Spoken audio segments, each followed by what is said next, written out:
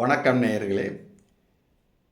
நம்ம எதிர்க்கட்சி தலைவர் திரு எடப்பாடி அவர்கள் பெருங்குழப்பத்தில் ஆழ்ந்து போய் எதை தின்றால் பித்தம் தெளியும் என்று என்னென்னவோ செய்து கொண்டிருக்கிறார். அவர் அறிந்து செய்கிறாரா, அறியாமல் செய்கிறாரா தெரியவில்லை. இந்த இக்கட்டான அந்த கட்சியில் நடக்கும் விஷயங்கள் இந்த இக்கட்டான நேரத்தில் ஒவ்வொரு ஸ்டெப்பும் ரொம்ப தெளிவாக எடுத்து வைக்க வேண்டும். ஆனால் அவர் பதத்திட்டத்தில் செய்கிறாரா அல்லது அவர் அதை எல்லாம் உணராமலே செய்கிறாரா என்பது புரியவில்லை. ஏன் இவ்வளவு பீடியோடு பேசுகிறேன் என்றால், இப்பொழுது நம்ம சாட்டை துரைமுருகன் அவர்கள் ஒரு பாடலை, மிகவும் கண்ணிய குறைவான பாடலை, நீங்கள் சொல்லலாம் கண்ணிய குறைவானா என்றைக்கோ இதே அதிமுக பாடினது, அது அந்த காலகட்டம் அவர் உயிரோடு இருந்த நிலையில் பாடப்பட்டது.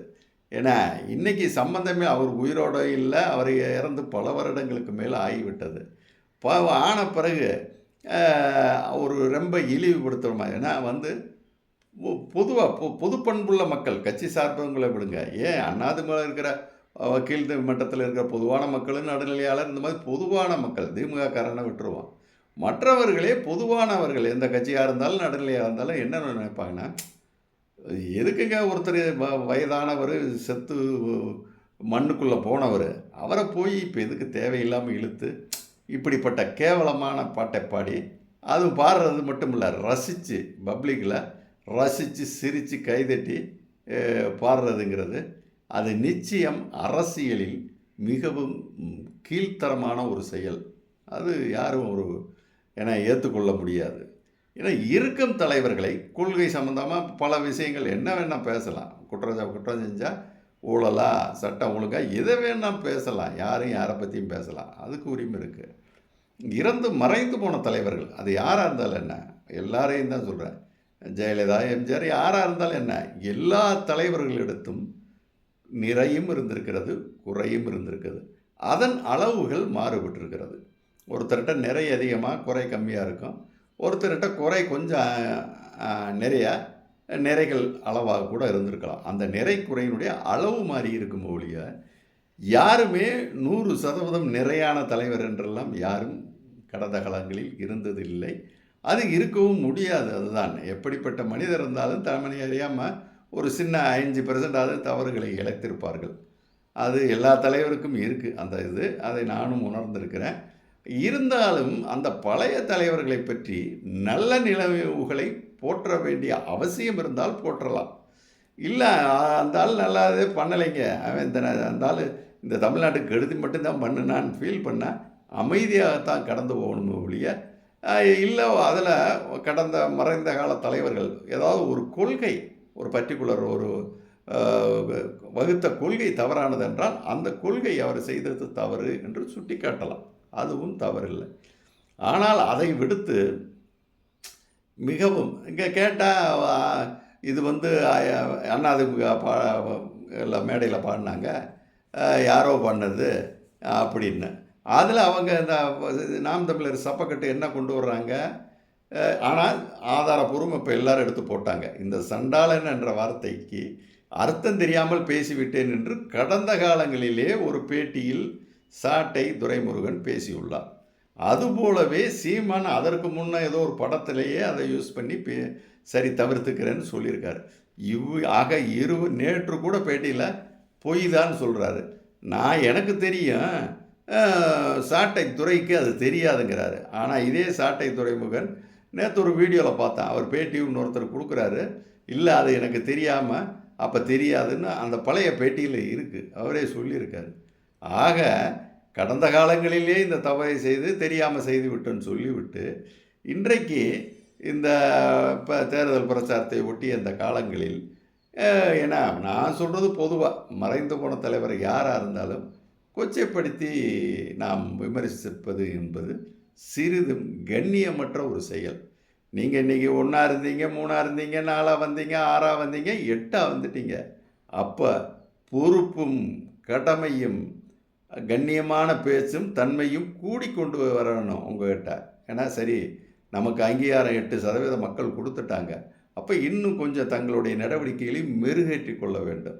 ஏன்னா சரி, முன்ன சிறிய இதாக இருக்கிறப்ப பல விஷயங்களை நீங்கள் அப்படி பார்த்தா நீங்கள் பேசின பல விஷயங்கள் தேசியத்திற்கு, அதாவது தேச பக்திக்கு எதிராக. ஏன்னா யாசின் மாளிகையெல்லாம் கூட்டு வந்து கூட்டம் போட்டிங்க, இன்றைக்கி அந்த நிரந்தரமாக ஜெயிலில் இருக்கான். என்ன ஆனால் அதை மாதிரி தேச விரோதிகளையெல்லாம் கொண்டு வந்து கூட்டம் போட்டிருக்கீங்க. அப்படி ஏகப்பட்ட தேச விரோத பேச்சுக்களும் இன துவேஷ பேச்சுக்கள், அதெல்லாம் எத்தனை டேப் இருக்குது தெரியுமா? எல்லாம் உங்களை கடந்து போயிட்டுருக்காங்க. ஏன்னா அதே மாதிரி மத துவேஷ பேச்சுக்கள், இப்போ சமீபத்தில் கூட முஸ்லீம் கிறிஸ்தவர்களை இது கடுமையாக துவேஷ பேச்சு. அதுக்கு முன்னாடி கடந்த காலங்களில் இந்து கடவுளை போல எவ்வளவு துவேஷமாக பேசியிருக்கீங்க. கண்ணை அவனையெல்லாம் செருப்பால் அடிக்கணும். நான் பொம்பளை குளிக்கிற இடத்துல போய் துணி எடுத்து ஒளிஞ்சுவேன் அப்படின்னு இப்படிலாம் எப்படி ஒரு கொச்சைப்படுத்தி பிற அவதூறுகள், அதெல்லாம் ஒரு புனையப்பட்ட ஒரு மதத்தில் கதைகள். அதை போய் நீங்கள் எதுக்கு உள்ள நுழைஞ்சி இதெல்லாம் இப்போ ஒரு அரசியல்வாதிக்கு அந்த அரசியல்லாம் தேவையா?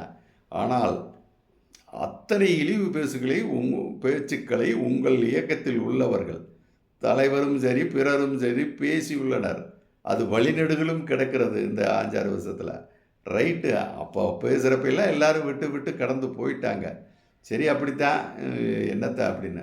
அதுக்கு விட ஆணவமாக என்ன பேசினீங்க? ராஜீவ்காந்தியை நாங்கள் தான் கொன்னோம்னு வீரவசனம் பேசினீங்க. அப்பையும் இன்றைக்கி பெரிய இந்த தேசத்தை காக்கிற இந்த மத்திய அரசு கைகட்டி வேடிக்கை பார்த்தது மிக பெரும் அவலம். அதையெல்லாம் வேடிக்கை பார்த்தது காரணம் என்னென்னா அரசியல் செய்தீர்கள். தேசத்தை யாரும் நினைக்கல. என்ன அரசியல் செய்தீங்க? மத்திய பாஜக என்ன யோக்கியமாக நடந்திருக்கு அந்த விஷயத்துலாம்.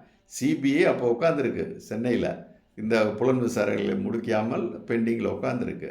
அப்போ நீங்கள் என்ன கூப்பிட்டு விசாரணையில் வளையத்துக்குள்ளே கொண்டு வந்திருக்குன்னா எப்படி கொண்டீங்க, என்னென்ன செஞ்சீங்களா?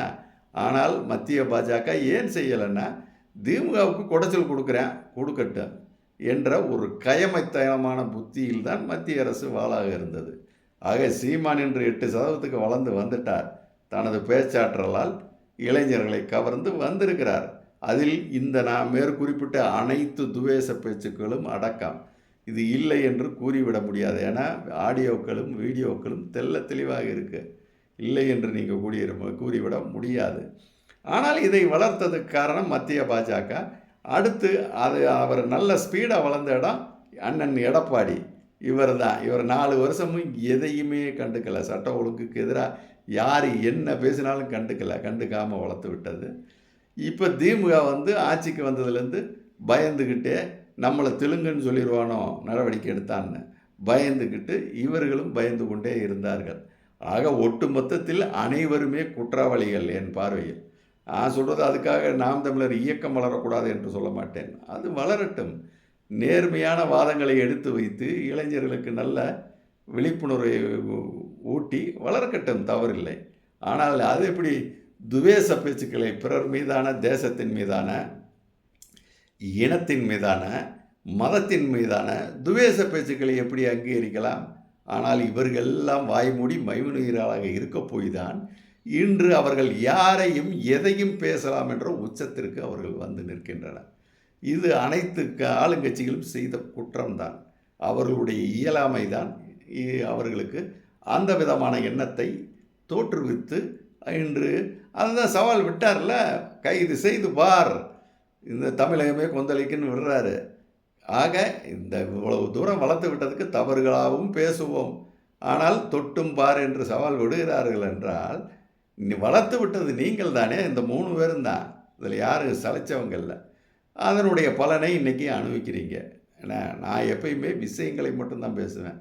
ஏன்னா நமக்கு இந்த கட்சி அந்த கட்சி இல்லை. நல்லவைனா நல்லவை தான், கெட்டவைனா கெட்டவை தான். நிச்சயம். ஆக இறந்து போன ஒரு தலைவரை, ஏன்னா மற்ற பேச்சுக்கு யாரும் எதுவும் சொல்லலை, நடவடிக்கை எடுக்கலை, அதை பற்றி நான் ஒன்றும் சொல்லலை. ஆனால் இது இப்படி பேசுவதை தவறு என்பதை யார் உணரணும்? எடப்பாடி உணர வேண்டும் அல்லவா? அதைத்தான் இன்றைக்கி கேசி பழனிசாமி அதிமுக பிரமுகர் கடுமையாக ஒரு பேட்டியில் பார்த்தேன். என்ன பண்ண, என்ன நினச்சிக்கிட்டு இருக்க நீ? சாட்டை துரைமுருகனுக்கு வழக்கு போட்டதை கண்டனம் பண்ணுறியா? என்ன அதே சமீபத்தில் 2 நாளைக்குள்ளே அவங்க என்ன பேசியிருக்காங்க? உன்னுடைய கட்சி அம்மா பொதுச் செயலாளரை படுத்து கிடக்கிறா 2 பேருக்கு நடுவில் இந்த கடற்கரையில் படுத்து கிடக்கிறான்னு அந்த மாதிரி பேசுகிறாப்புல. அதை கண்டு உனக்கு ரத்தம் கொதிக்க வேணாமா? கண்டன அறிக்கை நீ விட்டையா? எதையும் செய்யலை. எதையும் செய்யாமல் இப்போ இன்னொரு தலைவரை அவதூறாக மறைந்து போன தலைவரை பேசுகிறாங்க. அதுக்கு போய் அவங்க நடவடிக்கை எடுத்தால் நீ கண்டன அறிக்கை விடுற. ஜனநாயகம், பேச்சுரிமை, ஜனநாயகம் ஏன்னா அதுக்காக என்ன வேணாம் பேசலாமா? ஜனநாயகத்தில் எனக்கு பேச்சுரிமை இருக்குன்னு என்ன வேணாம் பேசலாமா? அப்படி அவர்களை மட்டும் தாக்கவில்லை, உன் கட்சியும் சேர்ந்து தான் நீங்கள் ஆரம்பித்த அண்ணாவையும் ஜெயலலிதாவையும் எம்ஜிஆரையும் சேர்த்துத்தான் பேசியுள்ளார்கள். ஏன்னா அதன் அர்த்தம் என்ன அப்படின்னு அவர் கடுமையாக விமர்சனம் செஞ்சு கொதித்து எழுத வேண்டிய நீ கண்டன அறிக்கை விடுற. வேல்முருகன் துரைமுருகன் கைது செய்யப்பட்டதற்கு. அப்போ நீ என்ன கூட்டணி வச்சு ஆட்சிக்கு வந்துடலான்னு பார்க்குறியா?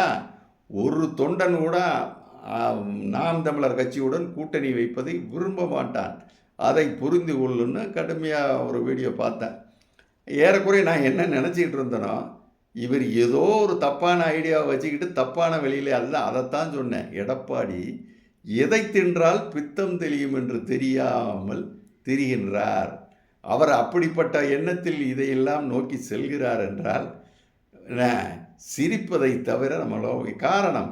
2 கட்சியும் வெவ்வேறு சித்தாந்தம், வெவ்வேறு வகைப்பட்டது. 2 வாக்காளர்களும் ஒட்டாத தன்மையில்தான் பெரும்பகுதியினர். அப்படி இருக்கிறப்ப அது கூட்ட வச்சா என்ன நடக்குங்கிறது எனக்கு தெரியும் ஒரு ஆய்வாளனா. அந்த ஓட் கன்வர்ஷன் 2 சைடுமே சரியாக நடக்காது. அப்போ இவருக்கு பலன் என்ன கிடைக்கும்? 0 தான். இது கூட புரியாமல் இவர் அப்படி ஒரு ஐடியா எதனால் சொன்னார்னு தெரியாது. எதுவாக இருந்தாலும் ஒரு மறைந்த தலைவர்களை பற்றி விமர்சனம் பண்ணுவதை மனசாட்சி உள்ள தலைவராக எடப்பாடி இருந்திருந்தால், அதுவும் உங்கள் தலைவரையும் பண்ணிட்டாங்கல்ல, அப்போ நீங்கள் கண்டனமும் தெரிவிச்சிருக்கணும். அதை விட்டுட்டு கைது நடவடிக்கை பாசிசன்னு கண்டனம் தெரிவிக்கிறீங்க. அப்போ உங்களுடைய இது என்ன? அப்போ மக்கள் என்ன நினைக்கிறாங்கிற மூட் ஆஃப் பீப்புள் அதை அறிந்து பேசுபவன் தான் கட்சியும் ஆட்சிக்கும் வர முடியும். அதை முதல்ல எடப்பாடி புரிஞ்சுக்கிறேன். அதே மாதிரி இன்றைக்கி நான் அது 2 நாளைக்கு முன்னாடினா இன்றைக்கி என்கவுண்டர் சரண்டர் ஆனவங்களை கொல்ல வேண்டிய அவசியம் என்ன? ஏன்னா அதிகாலையில் கூப்பிட்டு என்னது கை விலங்கு போடாமல் கூப்பிட்டு போக வேண்டிய அவசியம் என்னன்னு முழங்குறாரு. ஐயா எடப்பாடி, மக்கள் என்ன நினைக்கிறாங்கங்கிறது கூட தெரியாதா? இன்னைக்கு ஏற்கனவே உங்கள் கட்சி பட்டியல் சமூகத்தில் பலவீனமாகி கொண்டே வருகிறது. ஆய்வுகள் தெளிவாக காட்டுது. ஏற்கனவே அந்த ஒரு பட்டியல் சமூகத்தின் பிரதிநிதியாக குறிப்பாக பெரும் சமுதாயமான பறையிரணத்தில் அவரும் ஒரு தேசிய கட்சியின் தலைவராக இருந்து படுகொலை செய்யப்பட்டது சம்பவம் நடந்து 2-3 நாள் கூட ஆகலாம். அந்த மக்கள் எல்லாம் உணர்ச்சி வசப்பட்ட நிலையில் இருக்கும் நிலையில் அவர்களுக்கெல்லாம் இவ்வாறு கொலை செய்யப்பட்ட கொலைவாளிகளை என்கவுண்டர் செய்ய வேண்டும் என்ற உணர்வில், அது நியாயம் என்று நான் சொல்ல மாட்டேன், அவர்களுக்கு அந்த கொதிப்பு இருக்கிறது. ஆனால் அது மட்டும் இல்லை, பொதுவான மக்கள், நான் அந்த சமூகத்தை சொல்ல வேணாம், தமிழ்நாட்டில் உள்ள பொதுவான மக்கள்லாம் என்ன நினைக்காது தெரியுமா? பொதுவாக அரசியல் கொலை மட்டும் இல்லை, பொதுவான கொலைகள், கூலிக்கான கொலைகள், திருட்டுக்கான கொலைகள் என்று மிக மிக அதிகமாக நடக்குகிறது. இந்த மாதிரி நேரத்தில் அரசாங்கம் கடும் நடவடிக்கை எடுக்கணும். ஆங்காங்க ரவுடிகளை பிடிச்சி அடித்து என்கவுண்டர் பண்ணணும்னு பொதுமக்கள் விரும்புகிறேன். 100% இது மனதின் உளவியல். அது புரியாமல் அப்போ அந்த மனதின் உளவியல் மக்கள், பொதுமக்கள் என்ன விரும்புகிறாங்கிறது கூட உணராமல், ஆனால் அதனால் இந்த என்கவுண்டர் பண்ணதை 199% அந்த செத்த நபருடைய உறவினர்கள் வேணால் எதிர்க்கலாம். மீதி பொதுமக்களில் 190% வரவேற்கிறேன். இது மக்கள் மனநிலை. இது புரியாமல் அந்த சமூகத்துக்கு எதிராக பேசுகிற மாதிரியா, மக்களின் மனநிலைக்கு எதிராக பேசுகிற மாதிரி இவர் வரிஞ்சிக்கிட்டுக்கிட்டு பேட்டியை கொடுக்குறாரு.